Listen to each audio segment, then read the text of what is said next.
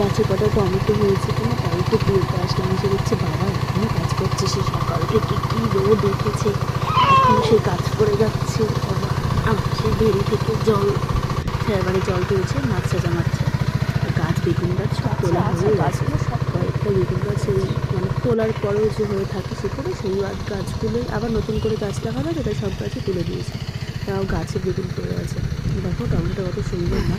এবার যখনই তুলেছি তখন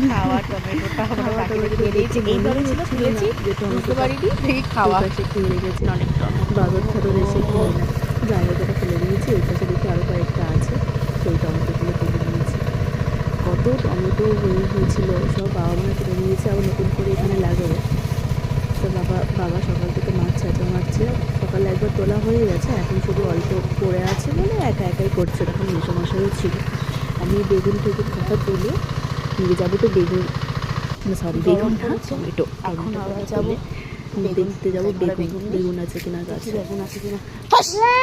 ভেবেছি মাছের তরকারি করবো, বেগুন ঝাল করবো, তো এটা বেগুন আছে কিনা। আরে যেতে যেতে হঠাৎ করেই আমার সাথে একটা দুর্ঘটনা হয়ে যাচ্ছিল। বাড়ি যেতে গিয়ে দেখি একটা শিয়াল এসে সামনে দাঁড়িয়ে আছে। আমার তো ভীষণ ভয় লাগে শিয়াল দেখলে, কিন্তু যাই হোক শিয়ালটা চলে গেছে, তাই বাড়ি চলে এসেছি। এখন যাবো তো বেগুন দেখতে। তাই মাকে বলছিলাম তুমি যাবে না, আমি যাবো। আমি চাই রান্না করি আর না করে আগে দেখে তো আসি বেগুন আছে কিনা গাছে। মা বলছিল নেই হয়তো, তাও গিয়ে দেখে আসি। মাঠে যা বিভৎস রোদ, এই রোদ বাবা, রোদে যে কী করে কাজ করে মানুষজন, যারা কাজ করে তারাই বোঝে। আমরা প্রথমত ঘরে বসে ছায়ায় একটু কাজ করি, যেটুকুনি কাজ করি ছায়ায় বা রোদে যেটুকুনি কাজ করি, সংসারের যা কাজ হয় তাতেই হিমশিম খেয়ে যাই গরমে। বাবা ওই যে ওখান থেকে নিচ্ছে, আমাদের সব এই জলগুলো শুকিয়ে গেছে, ভেরির জলগুলো। আর বাবা এখানে ভেরির পাশে যে মাচা থাকে উঁচু মতন ঢিপে, সেখানে বেগুন গাছ এসব গাছ লাগায় বাবা। বেগুন হয়েছে, অল্প বেগুন হয়েছে, সব বেগুনগুলো পোকা ধরে গেছে। দেখতে এসেছিলাম বেগুন আছে কিনা, তারা একটু মাছ দিয়ে ঝাল, বেগুনগুলো বেগুন শুধু ঝাল করতে হবে।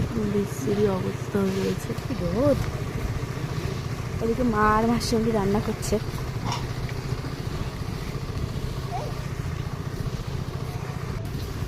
মাসিমণি রান্না করছে, মা রান্না করছে।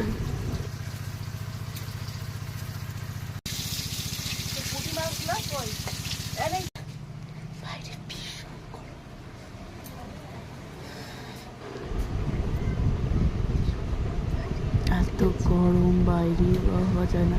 এরা সব ঘুমাচ্ছে, ছেলে এক ঘরে, বাবা এক ঘরে, আর ইনি একজন ফোন দেখতে দেখতে কখন ঘুমিয়ে পড়েছে।